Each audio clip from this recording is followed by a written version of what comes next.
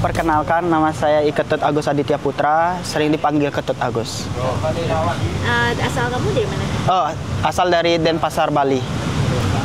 Nama saya Dea Natasha Novitasari, saya dari Jawa Timur. Tapi dia udah lama tinggal di Bali? Iya, saya tinggal di Bali dari kayaknya 3 bulan deh, umur 3 bulan. Karena ibu dan ayah tinggal di Bali. Kalian kan barusan habis dari Korea nih. Bisa ceritain nggak gimana pengalaman kalian di Korea? Apa bagian favorit kalian tentang Korea baru-baru ini? Kalau saya sangat senang di Korea. Bagian favoritnya tentu aja makan. Kita banyak banget makan di sana. Iya. Dan teman-teman di Korea sangat-sangat seru. Iya. Dan pengalaman kita di sana sangat menyenangkan. Tapi dia udah sering ke Korea? Saya udah 2 kali ke Korea. Wow. Kalau Ketut gimana? Apa bagian favoritnya tentang Korea? Pastinya yang dibilang sama dia, makan. Kita makan banyak sekali di Korea. Dan favorit sih masih kimchi ya, karena original dari Korea kan. Dan juga bisa hangout sama yang lain di Korea. Dan juga itu pertama kali semua tim Indonesian itu lumayan banyak kita surfing bareng atau dibilangnya ngumpul bareng di luar negeri. Iya. Dan itu sangat spesial sih. Iya, soalnya kemarin banyak banget ya tim Indonesia. Iya. Ya, karena 2 tahun lalu juga cuman 4 orang kita aja. berempat aja. Terus Iya. tahun ini lebih banyak, jadi lebih seru gitu. Lebih seru dan lebih spesial menurut saya. Iya. Tadi kan Ketut bilang favorit makanannya itu kimchi di sana. Ada yang lain lagi nggak kira-kira? Banyak sih ya, pastinya salah satunya barbecue, Korean barbecue sama ayam gorengnya. Ayam goreng. Kita banyak banget makan ayam Iya. goreng. Kalau dia ini sih kimbap sama ya. topoki. Oh Enak banget. iya. Beda nggak sih rasa makanan Korea di sana sama di sini? Pastinya beda ya, karena kan itu spesial langsung dari negaranya. Pasti rasanya beda jauh. Iya. Iya. Apa kalian lebih suka makanan Korea yang ada di sini atau lebih suka yang asli dan autentik? Kalau untuk saya sih lebih suka originalnya langsung dari negaranya. Kalau dia gimana? Sama sih, saya juga lebih suka yang di sana karena lebih vibes-nya lebih dapat aja gitu. Tapi dengar-dengar katanya makanan Korea itu kan pedes ya? Pedes nggak sih menurut kalian makanannya di sana? Masih pedesan sambal sih. Iya, benar. Iya kan? Mereka bilang ini sup ayamnya pedas ya. Terus kita makan kayak Pedesnya di mana? pedasnya di mana gitu. Iya. Iya, karena masih benar pedesan sambal sih. Wow. Special. Ya. Terus kalian kan kemarin bertanding di sana. Bagian apa yang paling menyenangkan buat kalian di pertandingan ini? Karena kalian kan habis menang juga kan ya. Dia habis menang longboard dan Ketut juga habis menang shortboard. Apa bagian yang paling exciting di pertandingannya itu? Menurut saya sih pastinya gratis di wave poolnya, surfing di wave pool. Walaupun cuman dapat 4 ombak, tapi itu sangat grateful sih untuk saya bisa surfing di wave pool gratis. Dan juga dukung teman yang lain Iya. pada saat berkompetisi, seperti dukung Dea pada saat berkompetisi dan dukung yang lain pastinya. Itu sangat seru karena kita bisa teriak sepuas mungkin dan juga bisa ngomong langsung iya. karena kita berdiri pas di atas mereka gitu. Iya. Misalnya Ketut main, kita ada di atasnya, terus kita kayak Ketut, Iya. kamu harus gini. Iya. Kita kasih tahu dia, terus kadang Ketut juga nanya gitu. bagus nggak? Iya. Dan tadi terus dia sama yang lain juga bilang kayak oh ya bagus, tapi kayaknya lebih keras lagi atau gimana. Jadi kita saling support. Iya, gitu. jadi saling kasih feedback. Iya. Sama lebih kerasa nggak sih dukungannya rasanya? Karena kayak kalau misalnya di laut kan jauh banget ya kayak jadi kamu nggak bisa terlalu dengar kayak siapa yang lagi Nonton, atau iya, lagi iya. dukung. Iya. Kalau di sana kayak oh my god saya punya teman-teman di sini yang bisa dukung. Ya Iya. pastinya sangat kerasa ya, kayak Saya kalau di sana pada saat berkompetisi, pada saat ngeliat semua teman-teman dukung sesama yang lain, kayak ngerasa ini rumah kita. Jadi kayak vibe-nya tuh kayak di Bali sih, kayak di rumah kita masing-masing, kayak seperti kita surfing di Bali ke pantai bareng-bareng. Jadi kayak vibe-nya seperti rumah sih. Jadi lebih semangat dan lebih santai. Iya, gitu. benar. Kalau dia selain surfing gratis dan banyak teman-teman di sana, ada lagi nggak kira-kira yang bikin dia menyenangkan di pertandingan itu? Mungkin apa ya, kebersamaannya, Iya. Keseruannya ya. keseruannya. Pastinya. Karena kita setiap makan itu makan bareng juga. Surfing bareng. Surfing bareng. Jadi kita tanya, ayo hari ini kita kemana? Jadi lebih solid gitu. Iya, Iya. jadi benar-benar kayak berasa satu tim. Jadi kemana-mana tuh selalu bareng kayak Jadi gitu. kita kayak buat grup cuma untuk di Korea aja. Iya, bener. Di situ semuanya kayak ayo kemana? Ayo. Iya. Iya. Sih. Terus kira-kira yang bagian paling menegangkan saat bertanding di wave pool apa kira-kira buat kalian? Kalau Dea sih, menurut Dea bagian paling menegangkan itu pas lagi nunggu giliran mau ambil ombaknya, karena ada suara dari mesinnya kayak keras gitu, guru. Itu kayak deg-degan banget kayak tapi berusaha untuk kayak lebih rileks gitu kan. Itu sih yang paling menegangkan buat Dea, karena kalau di laut kan nggak ada suaranya kan, maksudnya nggak ada suara mesin yang tiba-tiba gitu. Jadi di kolam lebih serem waktu mau datangnya itu. Tapi susah nggak sih ngambil ombak di wave pool, karena ombak wave pool dan ombak di laut kan beda ya? Susah nggak menurut dia? Enggak sih Kak, itu gampang banget karena kita pedal sedikit aja udah dapet, dan ombaknya sama gitu terus, nggak berubah. Jadi lebih gampang sih, tapi emang airnya clear, jernih sekali, beda dari pantai. Jadi agak lebih susah ngelihat sectionnya, di mana harus ngelakuin turn atau apa gitu. Jadi lebih susah ngelihatnya aja sih.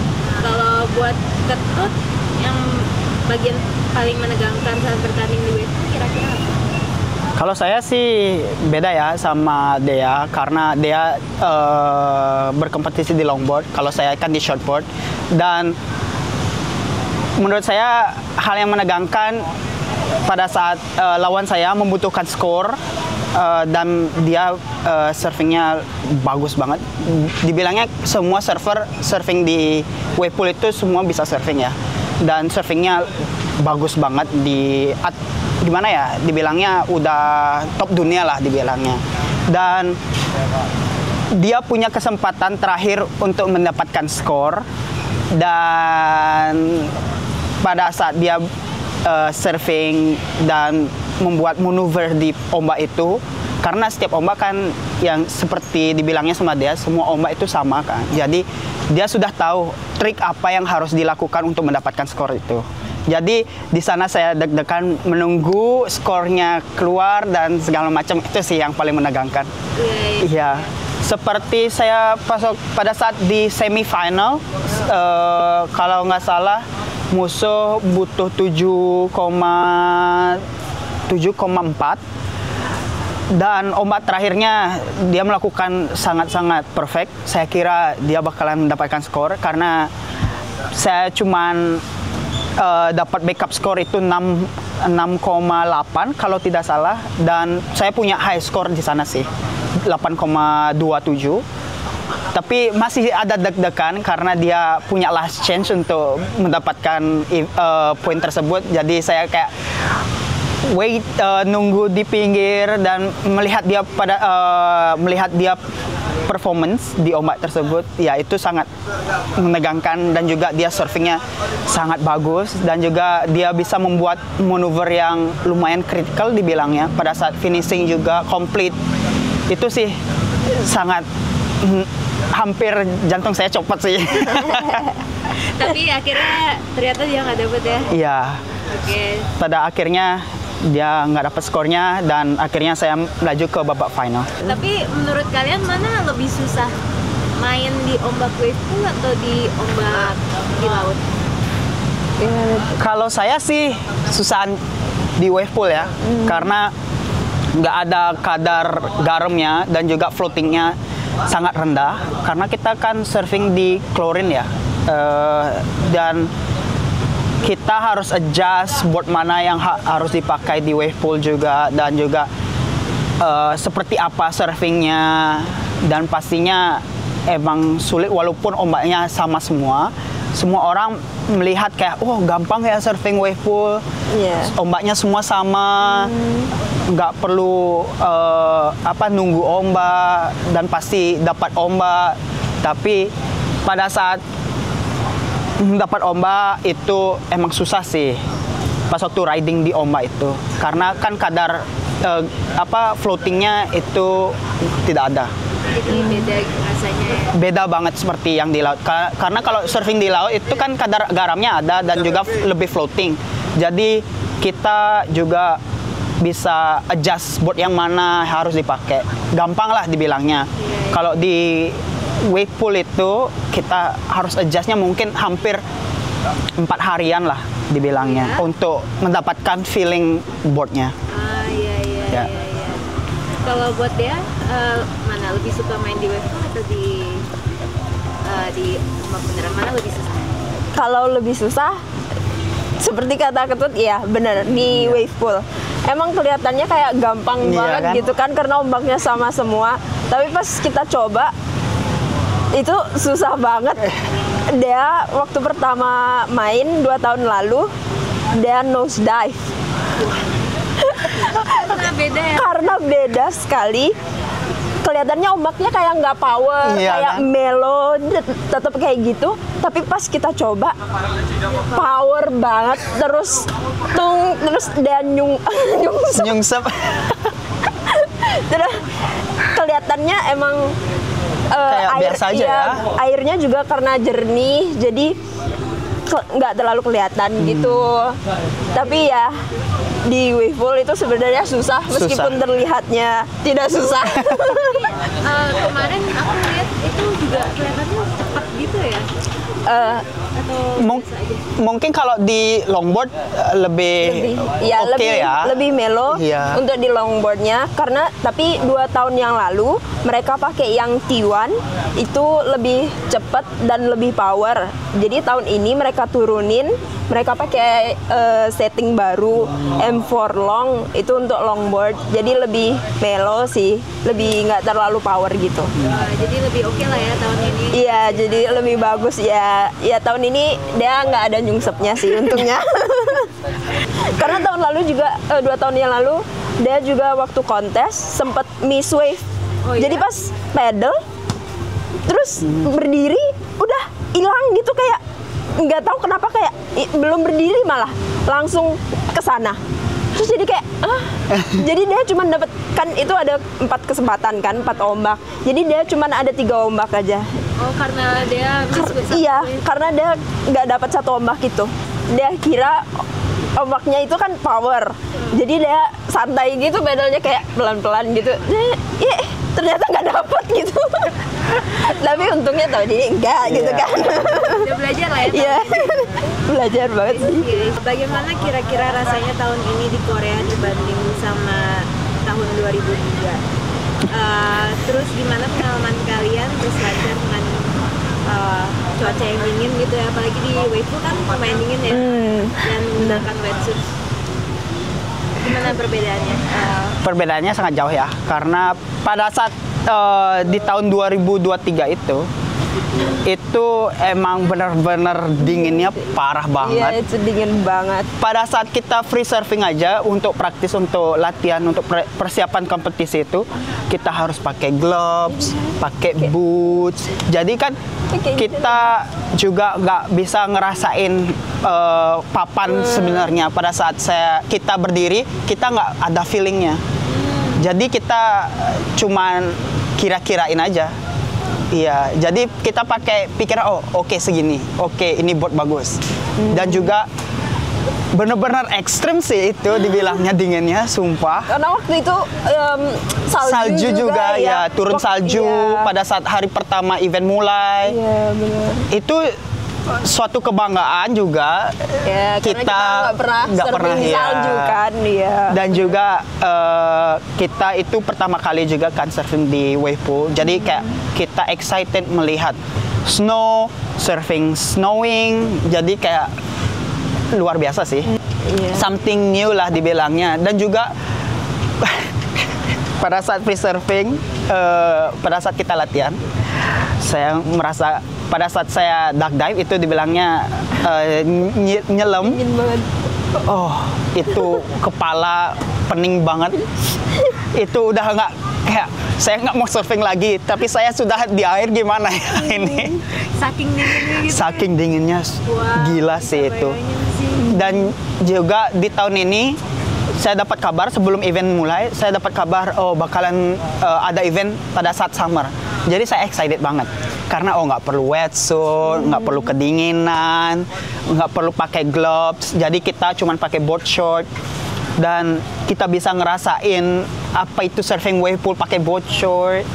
Dan tapi ya gitulah, kadang kita beruntung dapat experience seperti snowing pada saat surfing di wave pool.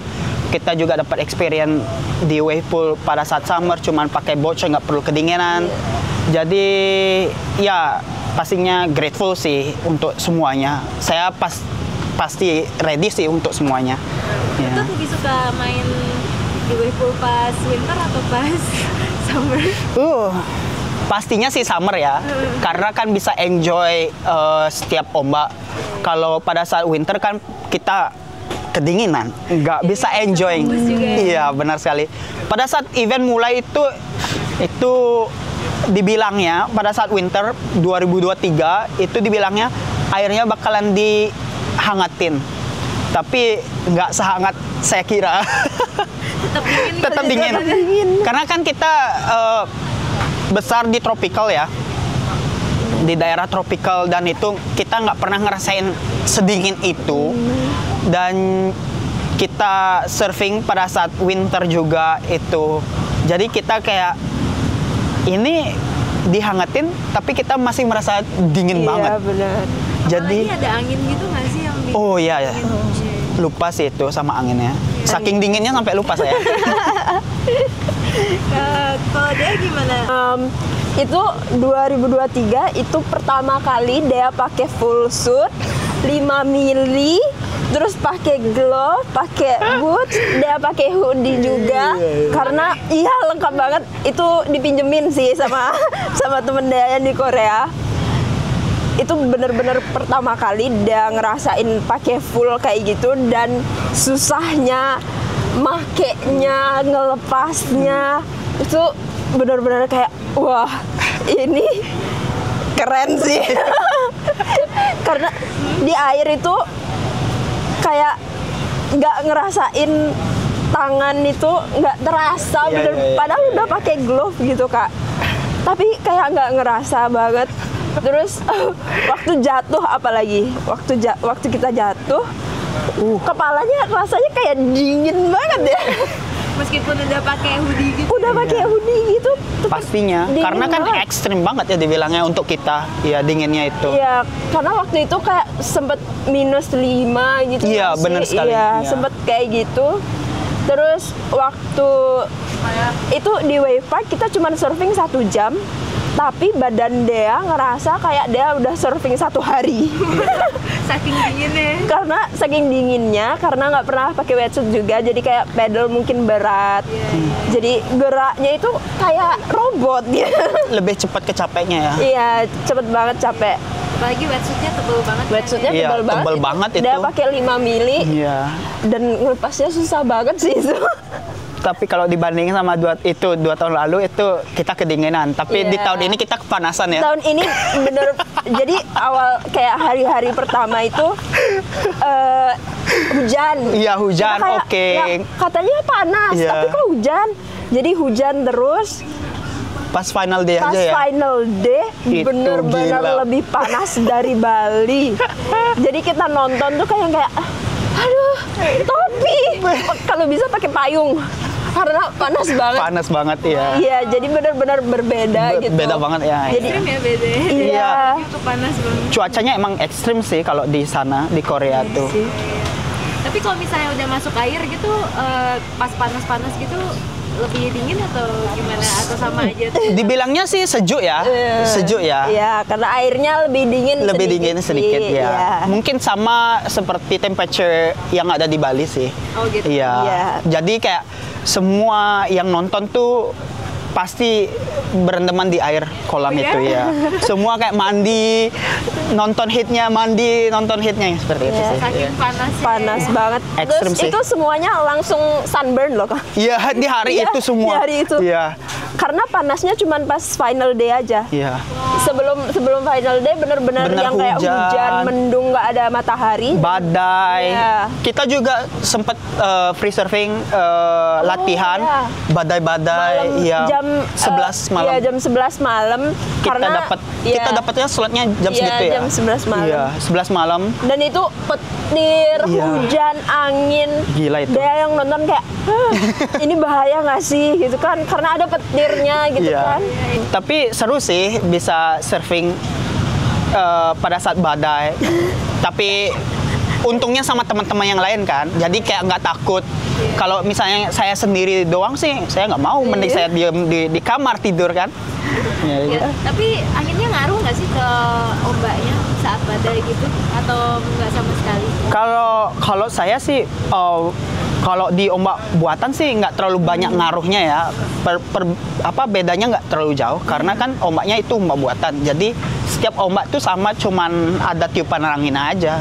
Meskipun badai juga sama aja. Iya, sama aja. Kalau misalnya kalau di pantai langsung kan itu beda banget ya. Karena kondisi ombak dan kondisi cuaca itu bisa membuat perubahan di pantai langsungnya.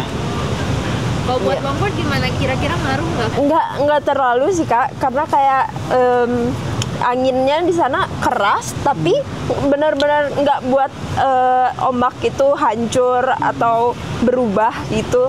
Jadi beda sih sama laut. Kalau laut kan bener kata Ketut, kalau angin, badai, ombaknya udah berubah banget. Tapi kalau di wave pool nggak terlalu berubah sih menurut dia juga. Jadi aman-aman aja meskipun kalian latihannya badai-badai. Badai, Iya, nggak aman, apa-apa. tetap aman. Tetap diterjal. Iya. Yang penting kan nggak kena sambaran petir. Jangan lah. Jangan Jangan ya. bahaya ya. Bahaya itu ya. Oke, Dea. Gimana rasanya bisa menang kayak buat pertama kali di ajang WSL, dan udah berapa lama itu menjadi impian Dea, dan apa yang buat Korea berbeda sehingga Dea bisa meraih kemenangan ini? Perasaannya sangat senang pastinya karena ini kali pertama dia menang WSL LKS. Dia waktu 2023 dia dapat nomor 2 di Korea. Oh wow. Iya, di Korea nomor 2 dan tahun ini nomor 1. Jadi sangat-sangat senang pastinya. Jadi dia itu pertama belajar longboard itu 2017. Dia ngelihat di Canggu ada kontes shortboard dan longboard, tapi di longboard nggak terlalu banyak orang, terlalu banyak cewek yang ikut gitu. Jadi ayah juga kayak, "Dah, kamu coba main longboard lah," gitu. Terus akhirnya ayah punya longboard, dia cobalah. Dan tahun depannya 2018 ada kontes di halfway juga, shortboard dan longboard.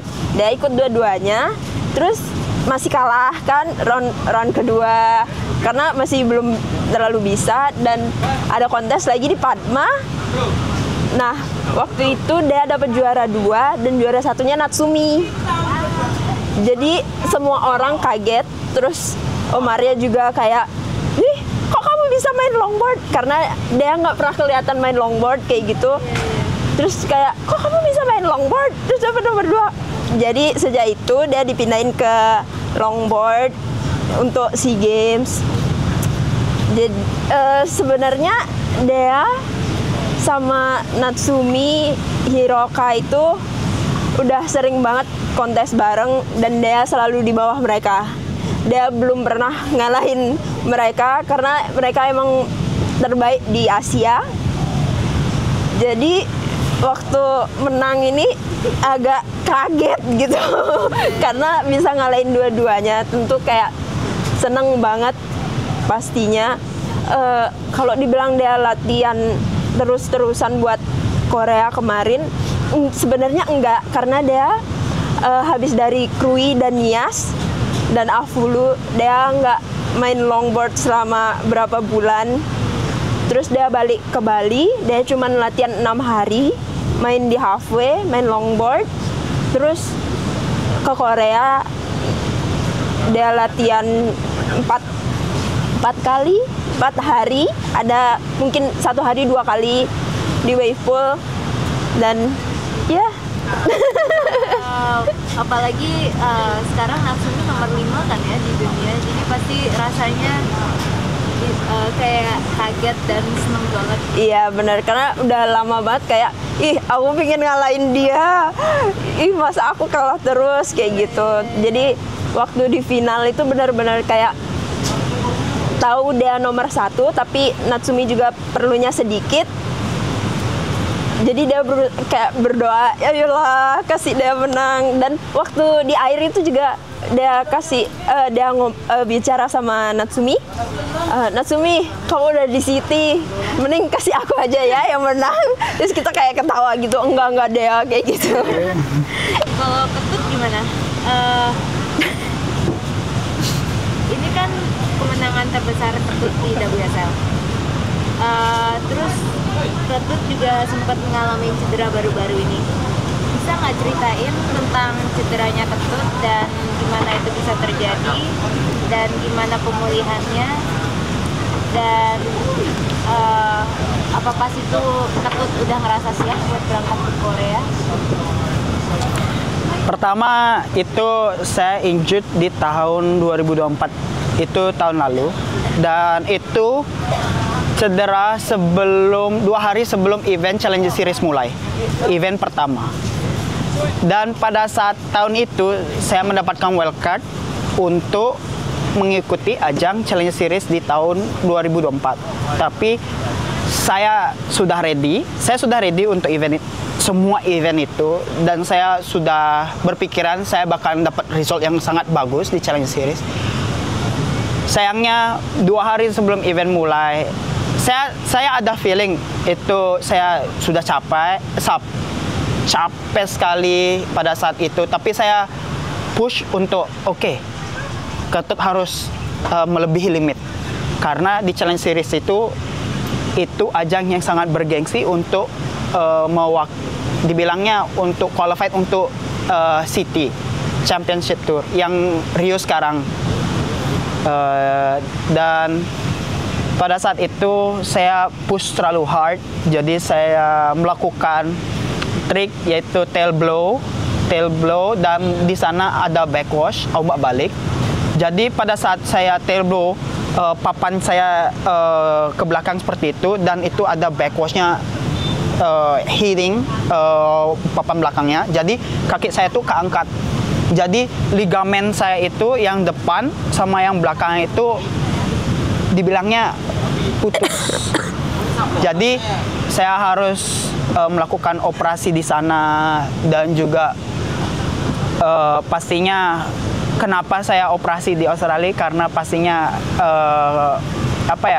kualitas lebih mendukung, dan juga saya ingin recovery yang sangat cepat. Dan pada saat itu juga saya mental down dan segala macam, tapi saya harus melewati masa itu, dan saya dibilangnya seperti sekarang saya bisa melewati semua itu karena dari Tuhan juga, dan juga teman-teman yang lain mendukung saya supaya tidak menyerah. Pastinya saya come back stronger than ever, dan semua mendukung saya bisa melalui semua itu. Emang susah sih kalau diceritain ini, kayak feelingnya tuh mengerikan ya dibilangnya ya. Karena sudah di bawah dan di bawah sekali. Dan saya juga berekspek tinggi di tahun itu juga, karena saya dapat wild card dan juga saya dapat dukungan dari semua orang. Semua orang percaya sama saya kalau saya bisa menjuarai beberapa event. Kalau bisa semuanya, kenapa tidak? Jadi saya confident di tahun itu. Dan ujung-ujungnya saya cedera. Saya kembali ke Bali dan fisioterapi dan training pastinya. Susah sih diceritain ini. Dan juga apa ya, pada saat tahun itu juga saya melihat semua para surfer dari Indonesia berjuang untuk qualified Challenge Series untuk di tahun ini, dan saya bangga banget bisa melihat salah satu dari Indonesia, penerus Indonesia, yaitu Bronson Medi, bisa qualified untuk Challenge Series dan juga menjuarai World Junior. Itu gila banget sih. Itu kayak one of our goal, pride also, like beside me and Rio yang berjuang di luar sana, dan bisa melihat Bronson menjuarai World Junior dan juga qualified untuk Challenge Series, dan itu suatu kebanggaan untuk kita sih, untuk semuanya. Semoga untuk kedepannya bisa melihat lebih banyak lagi penerus surfing Indonesia atau generasi yang lain di bawah Bronson, walaupun siapapun itu, bisa banyak sih yang qualified untuk Challenge Series. Dan traveling bareng pastinya sangat menyenangkan sih, karena setiap kontinen itu country juga mereka kan qualified sesuai di mana mereka berada. Seperti kita di Asia, kalau saya di Asia kan harus melawan Filipina, Jepang, ya semualah yang ada di Asia, dan kita bisa qualified cuman untuk 5 orang, yaitu dari ranking 1 sampai ranking 5. Dan itu kita harus mengikuti semua event besar yang berada di Asia untuk qualified ke Challenge Series. Dan di sana ada beberapa atlet juga generasi kita, dan ada kendala dari mungkin budget, uang untuk traveling, karena kan traveling itu nggak semurah kita beli nasi campur kan. jadi kendalanya di sana. Semoga sih kedepannya bisa mendapatkan sponsor atau support dari pemerintah juga kan. Jadi itu one of our dream juga, karena traveling itu mahal banget. Dan di sana juga kita prepare semuanya, mental, physical, dan juga pastinya preparing equipment dan segala macam untuk persiapan kontes kemarin yang di Korea. Emang sih dilihatnya perjalanannya pendek, cuman dilihatnya menang, tapi di belakang itu panjang banget. Apalagi tahun lalu kan saya sempat cedera selama setahun dan tidak mengikuti event, dan itu sangat berat. Tapi saya selalu berpikiran kepada teman-teman, keluarga, karena mereka supportnya luar biasa, lebih daripada yang lain. Jadi di sana saya bisa berpikiran, oke, saya pasti bisa kembali lebih kuat daripada sebelumnya. Kalau untuk saya sih pasti persiapan itu harus siap ya, segala apapun itu. Kalau kita sudah register, misalnya kita sudah daftar, kita harus siap. Kita nggak bisa kayak step back again. Kita harus move forward. Kita harus berjalan ke depan terus. Jangan pernah melihat ke belakang sih. Jadi kalah menang itu hal yang biasa untuk semua di bidang sport ya. apalagi mengikuti kejuaraan ya. Kalau kita kalah, kita dapat poin plusnya, kita dapat pengalaman dan kita dapat belajar. Kalau menang, kita ada plusnya juga. Kita bisa melewati limit kita. Jadi di sana ada pasti kalah menang tuh pasti ada poin plusnya. Jangan terlalu berpikiran, oh saya kalah, saya kurang ini, saya kurang itu kan. Jadi kita udah tahu apa kekurangan kita. Dan pada saat latihan, pada saat physical, dibilangnya physical training, apa kurangnya kita kan kita sudah tahu. Jadi kita bisa persiapkan itu untuk next eventnya. Jadi apapun itu pasti ada poin plusnya. Tapi pasti rasanya spesial banget dan bisa menang di Korea tahun ini, apalagi setelah cedera tahun lalu yang sangat-sangat besar itu. Pastinya spesial banget ya. Dan juga ini pertama kalinya saya menang di event sebesar ini, yaitu QS 6000. Sebelumnya saya memenangi QS 3000, yaitu yang berada di Filipina, dan itu si event terbesar. Tapi tahun ini saya mencetak rekor untuk diri saya sendiri, bisa memenangkan QS 6000. Dan kedepannya saya pasti ada goal ya. Saya pasti selalu berpikiran I need to push more than my limit. Jadi harus push terusnya. Dan akhirnya bisa mendapatkan goal itu. Dan tapi jangan terlalu puas secepat itu. Tetap harus lapar untuk mendapatkan kejuaraan. Ya. So pas ombak keduanya Ketut di final, Ketut kelihatan terkejut. Seperti kelihatannya kayak, wow, apa yang baru aja terjadi. Bisa nggak ceritain tentang itu?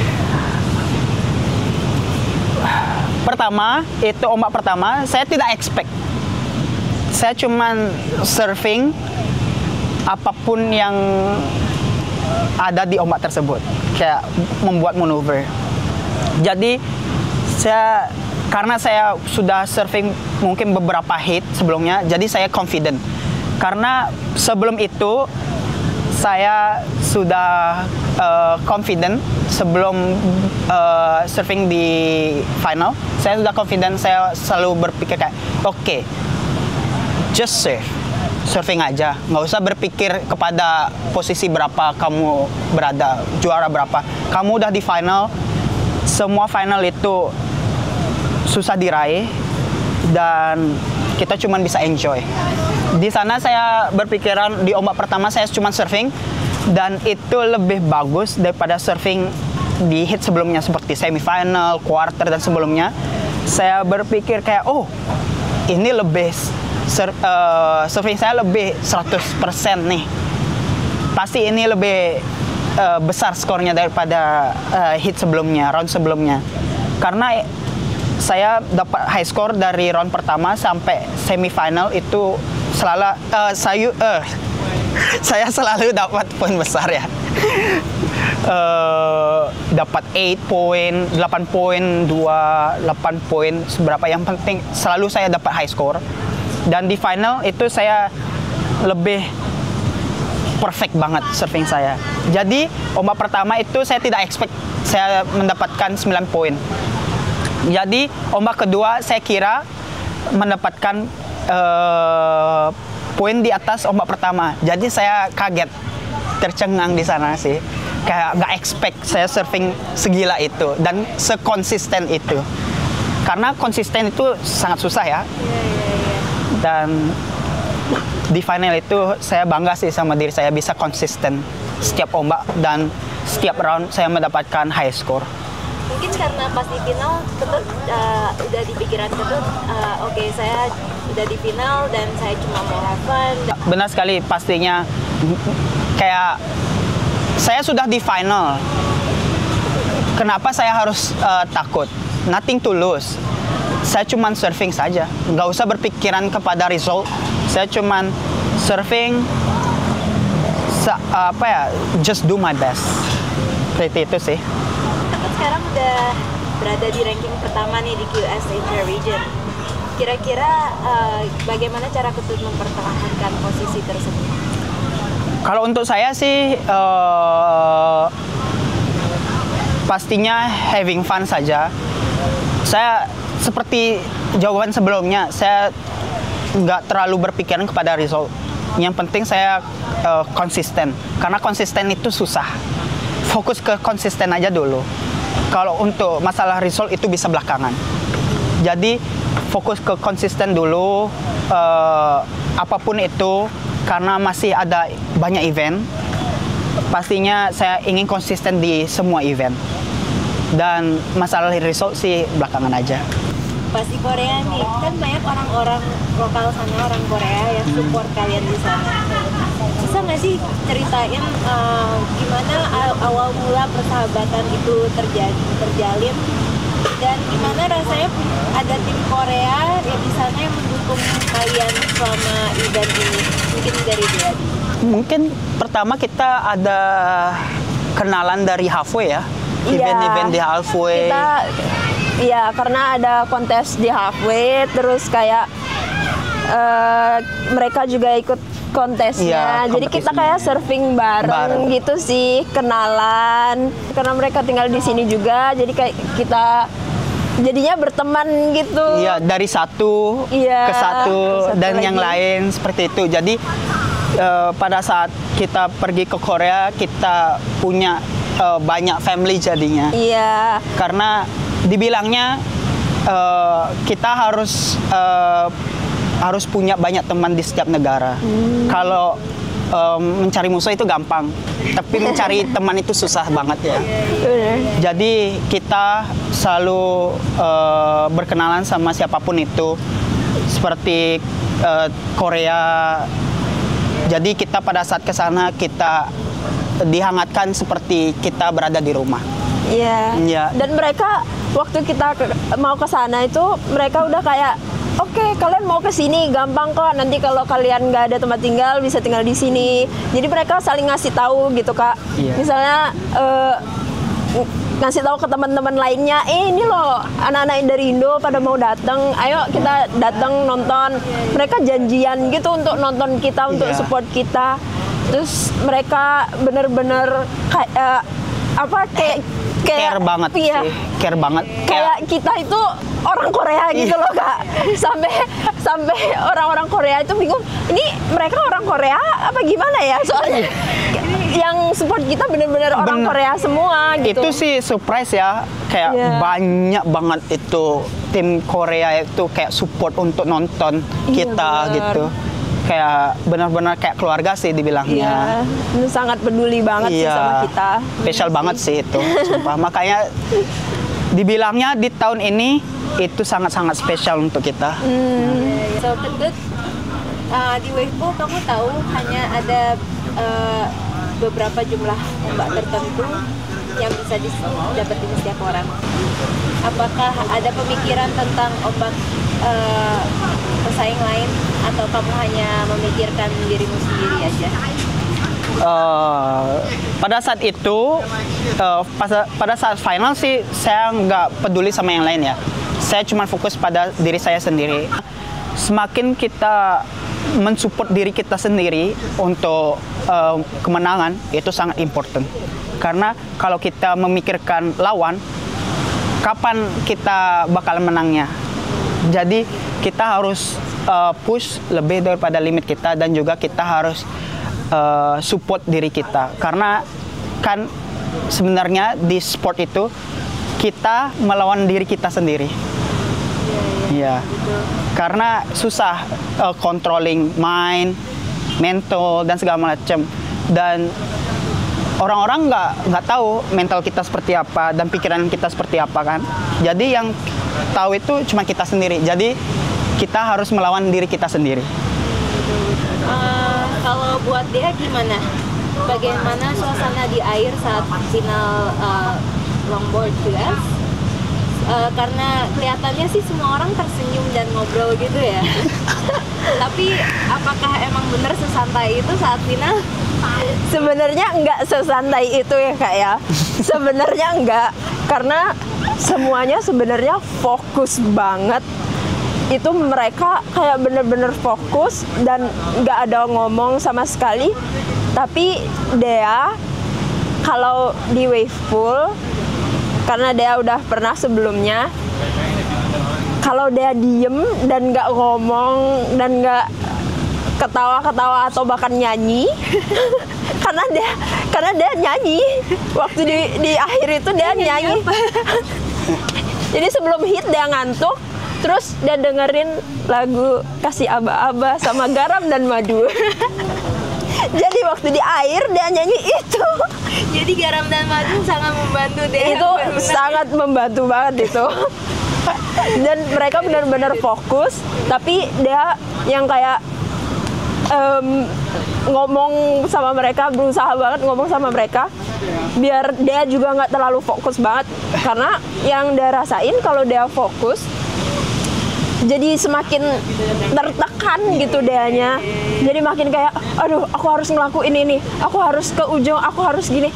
Jadi dia nggak mau kayak gitu, jadi dia lebih ngajak ngomong lawan dia. Jadi setiap denger gitu mesinnya ombaknya datang, dia ajak ngomong aja mereka. Karena suara mesinnya itu buat tegang kan, jadi kalau mereka nggak mau ngomong ya udah dia nyanyi aja sendiri. Tapi Garam dan Madu sih. Tapi sebelum final lagu Dea itu nyam nyam nyam nyam, tahu nggak? Nggak kayak cuman kayak nyam nyam nyam nyam nyam nyam nyam itu. Terus dia sepertinya kan sekarang dia udah lulus kualifikasi buat World Longboard Tournament. Lulus. Atau sangat terkagum banget nih dengan kualifikasi. Kira-kira dia tahu nggak sih gimana perhitungannya di sini, kalau misalnya dia udah lolos kualifikasi atau belum? Jadi longboard itu ada 2 kali aja. Yang kemarin satu di Korea dan satu lagi belum tahu di mana. Jadi mereka cuman pakai 2 poin itu aja dan cuman ranking 1 aja yang bisa masuk ke city-nya. Jadi cuman satu orang cewek dan 1 orang cowok. Tapi mungkin ada wild card kayak gitu. Jadi dia ranking 1 sekarang. Nextnya di kontes kedua dia harus dapat juara 1 lagi biar dia bisa masuk ke city. Tapi semoga tapi dia mau nomor 1 sih. Ya harus nomor 1 karena kalau longboard lebih gampang, nggak ada challenger series. Iya. Jadi langsung ke city. Iya. Tapi itu cuman 1 orang aja. Ini kan kalau misalnya dia nanti juara 1 lagi, ini akan menjadikan dia sebagai peselancar wanita pertama di Indonesia yang masuk ke World Tour. Ini gimana nih artinya buat dia dan artinya buat dia dan peselancar wanita lain di Indonesia? Itu sangat berarti banget buat dia karena dia bakalan jadi perempuan yang pertama bisa masuk city di Indonesia ya. Karena menurut dia di Indonesia sebenarnya banyak anak-anak kecil yang surfing tapi belum mau untuk belajar ke longboard karena menurut mereka longboard lebih mudah. Karena kelihatannya emang kayak gampang banget kan Kak. Cuman jalan di longboard maju mundur kayak gitu aja mungkin semua orang bisa, tapi sebenarnya itu susah. Dan shortboard sama longboard itu nggak jauh bedanya kok, maksudnya sama-sama bisa masuk city. Iya. Jadi dia pasti bangga banget karena dia nggak pernah kepikiran kayak oh aku mau masuk city sebelumnya ya Kak ya, karena dia belajar shortboard awalnya. Jadi city di longboard itu dia bener-bener nggak ada kepikiran. Waktu dia menang dia langsung kayak oh dia bisa di city, ayo dia mau masuk city. Iya. Sebenarnya percaya diri dia rendah banget, nggak sama kayak Ketut bener-bener confidence kalau dia bisa menang, tapi dia bener-bener nggak percaya kalau dia bisa menang karena yang dia lawan itu mereka udah main longboard duluan daripada dia, mereka lebih bagus dari dia gitu. Tapi keluarga dia, temen dia, adik dia, semua mereka bilang kamu bisa kok. Bahkan coach Dea juga kayak kamu bisa, orang mainmu sama kayak mereka. Enggak, kamu nggak beda jauh kayak gitu. Jadi kayak waktu round pertama dia lawan Natsumi, terus dia dapat 8 dan ngalahin Natsumi, itu di situ dia kayak oh iya bener, ternyata dia bisa. Ternyata main dia sama dan bahkan dia bisa dapat poin yang lebih besar. Dan waktu itu dia ngomong ke Ketut, "Tut, dia bisa ngalahin Natsumi." Terus dia kayak, "Deh, kamu bisa final." Terus dia kayak, "Yuk, kita harus final bareng ya. Kita harus menang ini, kita salaman." Tut, ayo Tut, menang banget. Terus akhirnya waktu kita menang tuh, kita Nggak percaya. "Tut, kita beneran menang." gitu kayak sampai sehabis event itu selesai kan kita ada senggang hari itu, saya stay untuk 1 hari untuk jalan-jalan sama semuanya. Dan di sana di hari itu juga saya bilang, "Deh, kita kemarin menang." Iya, kita kemarin menang tuh. Sampai gak percaya ya. Iya. Sampai gak percaya. Terus kita kayak, "Wih, Tut, aku gak bisa tidur." Dia sama. Masih tergiang-giang sih. Even setiap hari saya taruh pialanya di depan, hampir di depan ya, sebelahnya TV. Setiap saya bangun kayak sama tuh. beneran ini punya saya, beneran punya aku ini. Bener, punya dia juga di bawah TV. Jadi pas baru bangun tuh kayak Iya. langsung lihat, "Ih, aku menang." Itu pertama kali juga ya kita dapat piala yang bagus. Iya, terus pialanya keren keren banget sih. Iya. Sekarang dia benar-benar confidence karena waktu di round pertama dia bisa ngalahin lawan dia dapat di posisi pertama kan, terus dia masuk ke semifinal, ternyata dia masuk ke final dan dia di posisi pertama lagi. Terus waktu di final dia yang kayak, dia di final ini. Terus adik dia Dani bener-bener dia support banget. Dia tuh kayak coach terbaik dia itu. Waktu di final dia bener-bener kayak, "Udah, main dah. Kamu udah di final. Terserah kamu mau ngapain. Main aja." Terus Om Arya juga ngasih tahu dia, nggak usah pressure. Jangan tekanan. Soalnya kalau kamu main tekanan, pasti mainmu jelek. Mending tapi kalau kamu cengengesan, kamu ketawa-ketawa, pasti mainmu bagus gitu. Terus jadinya, oh ya Om, oke. Jadi benar-benar dia di final itu dia benar lepas sekali. Dia yakin dia pasti bisa. Jadi dia nyanyi-nyanyi aja. Dia aja ngobrol lawan dia. Terus waktu di ombak mungkin waktu pedal dia masih senyum sedikit, tapi pas di ombak udah nggak ngurusin senyum apa ki. Tapi muka dia tuh kayaknya kalau di zoom ada yang aneh ya mukanya. Lebih relax, lebih percaya diri dan have fun. Benar-benar itu kunci banget ya dalam suatu pertandingan. Iya benar. Oke, kira-kira buat Ketut sama dia, siapa atau apa aja yang menjadi pendukung utama dan faktor kontribusi terbesar bagi kesuksesan kalian sejauh ini? Waduh, susah banget itu pertanyaannya. Kalau untuk saya sih pastinya dukungan dari keluarga dan juga support dari teman-teman, support dari sponsor, dan pastinya itu utama sih untuk saya.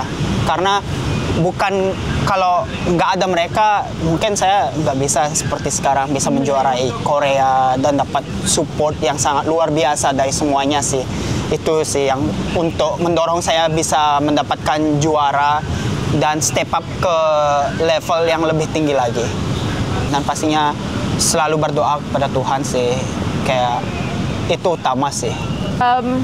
Kalau siapa aja tentunya keluarga. Ibu, bunda, ayah, adik dia, Dani itu paling mensupport dia, dan teman-teman semuanya, sponsor.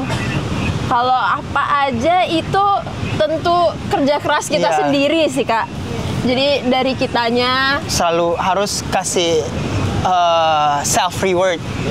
Walaupun kita kalah, tapi tetap kita selalu kasih self reward untuk diri kita, karena itu utama ya. Benar. Karena badan kita bekerja keras, Iya. mental kita bekerja keras untuk event tersebut, preparing semuanya. Tapi misalnya tidak dapat result yang bagus, tapi kita tetap harus appreciate. Iya, kita harus Iya. apresiasi diri kita Iya. sendiri.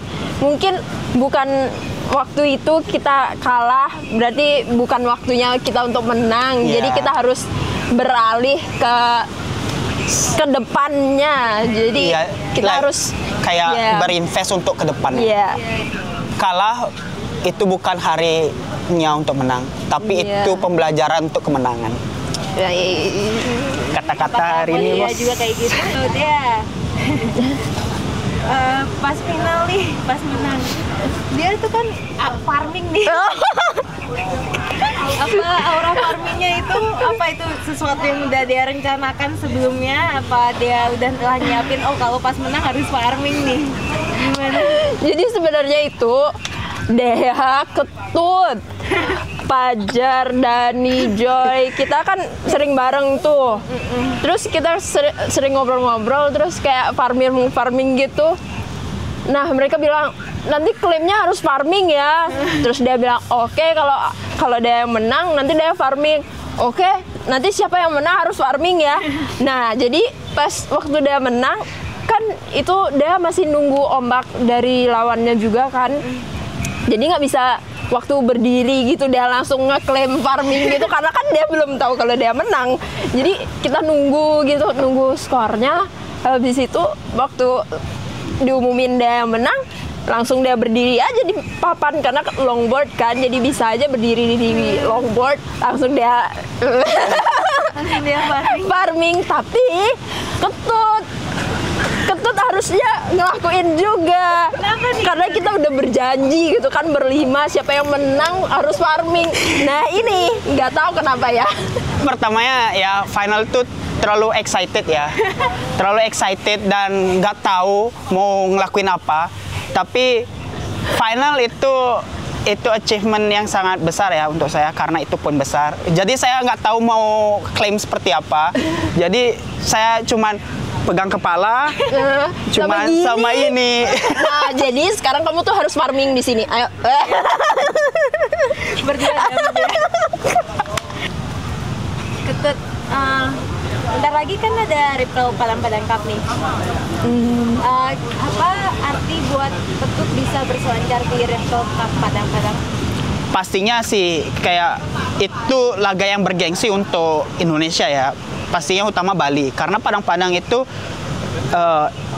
on when it's on, yaitu kapan ada ombak ya pasti on. Tapi kalau nggak ada ombak nggak bakalan on, karena ombak di Padang-Padang itu susah diprediksi dan susah masuknya swell.